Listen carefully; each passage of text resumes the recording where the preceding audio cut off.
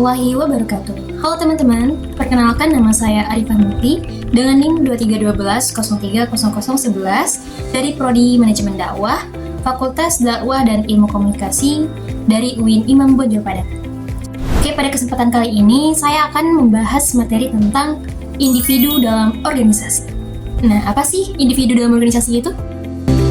Individu dalam organisasi adalah setiap orang yang menjadi bagian dari suatu organisasi dan memiliki peran tanggung jawab serta perilaku yang memengaruhi jalannya organisasi tersebut. Pada materi individu dalam organisasi ini ada 4 poin utama yang akan dibahas, yaitu yang pertama ialah pengertian persepsi, komunikasi, kepribadian, dan emosi. Yang kedua, perilaku individu dan perbedaan individu. Yang ketiga, karakteristik organisasi dan pengaruhnya terhadap individu. Dan yang keempat, pendekatan-pendekatan untuk memahami perilaku individu. Baik, mari kita bahas satu persatu. Yang pertama yaitu pengertian persepsi, komunikasi, kepribadian, dan emosi. Nah, persepsi. Teman-teman tentu tidak asing lagi dengan persepsi ini. Apa sih persepsi? Persepsi adalah cara seseorang melihat, menilai, dan menafsirkan sesuatu berdasarkan pengalaman dan pandangannya sendiri. Dalam organisasi, persepsi mempengaruhi bagaimana seseorang menilai pekerjaan, atasan, dan rekan kerjanya. Misalnya, 2 orang karyawan diberi tugas lembur oleh atasan. Yang satu merasa itu adalah suatu bentuk kepercayaan dari atasannya, lalu yang satu lagi merasa dipaksa. Padahal tugasnya sama, tapi hanya persepsi mereka lah yang berbeda. Selanjutnya itu komunikasi. Komunikasi adalah proses penyampaian pesan atau informasi dari satu orang ke orang lain agar terjadinya pemahaman bersama. Contohnya seorang manajer menyampaikan jadwal rapat melalui WhatsApp group agar karyawannya mengetahui waktu dan tempat pelaksanaannya, atau rekan kerja yang saling berdiskusi untuk mengerjakan tugas agar tidak terjadinya kesalahpahaman. Lalu kepribadian. Kepribadian adalah ciri khas seseorang dalam berpikir, merasa, dan bertindak yang membedakannya dari orang lain. Contohnya, karyawan yang berkepribadian ekstrovert biasanya lebih aktif berbicara dan mudah bekerja sama dalam tim.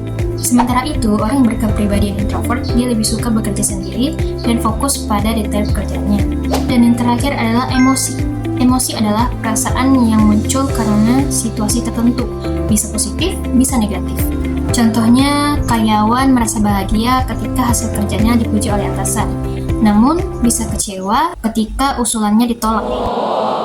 Oleh karena itu, penting bagi setiap individu untuk mengendalikan emosinya agar hubungan kerja tetap harmonis. Pada poin kedua yaitu perilaku individu dan perbedaan individu. Nah, perilaku individu adalah segala bentuk sikap, respon, dan tindakan seseorang dalam kegiatan sehari-hari, termasuk dalam lingkungan kerja. Perilaku individu ini dipengaruhi oleh 2 faktor utama, yaitu faktor internal dari dalam diri dan faktor eksternal dari luar diri. Contoh dari faktor internal ialah karyawan yang memiliki motivasi yang tinggi, dia akan bekerja lebih giat tanpa disuruh oleh atasannya. Contoh dari faktor eksternal yaitu jika atasan sering memberikan apresiasi kepada karyawannya, maka dia akan merasa lebih dihargai dan bekerja lebih baik lagi. Selanjutnya, perbedaan individu. Perbedaan individu adalah suatu variasi atau keunikan yang dimiliki setiap orang dalam hal kemampuan, kepribadian, sikap, pengalaman, dan cara berpikir. Adapun faktor penyebab dari perbedaan individu ini ialah yang pertama, faktor biologis, yaitu meliputi jenis kelamin, usia, kondisi fisik, dan faktor keturunan. Nah, contohnya, karyawan muda biasanya lebih energik dan terbuka terhadap perubahan teknologi, sedangkan karyawan yang lebih tua lebih berpengalaman dan berhati-hati. Lalu yang kedua, faktor psikologis, yaitu meliputi kepribadian, emosi, motivasi, persepsi, dan minat seseorang. Contohnya, ada individu yang cepat marah, sementara yang lain sabar dan tenang dalam menghadapi tekanan kerja. Lalu yang ketiga, faktor sosial dan lingkungan, yaitu meliputi pendidikan, budaya, gaya hidup, dan lingkungan tempat bekerja. Poin ketiga, yaitu karakteristik organisasi dan pengaruhnya terhadap individu. Karakteristik organisasi adalah ciri khas dari suatu organisasi, seperti struktur, budaya, aturan, dan gaya kepemimpinan. Contohnya, di perusahaan dengan struktur yang ketat, semua keputusan harus melalui atasan. Sedangkan di perusahaan startup, suasananya lebih santai dan karyawan bebas mengeluarkan ide. Lalu pengaruh terhadap individu. Karakter organisasi akan sangat mempengaruhi perilaku dan semangat individu. Contoh, di tempat kerja yang komunikatif dan terbuka, karyawan akan merasa dihargai dan berani berpendapat. Tapi di lingkungan yang kaku dan penuh tekanan, karyawan mudah stres, cepat bosan, bahkan bisa resign. Poin keempat, pendekatan untuk memahami perilaku individu.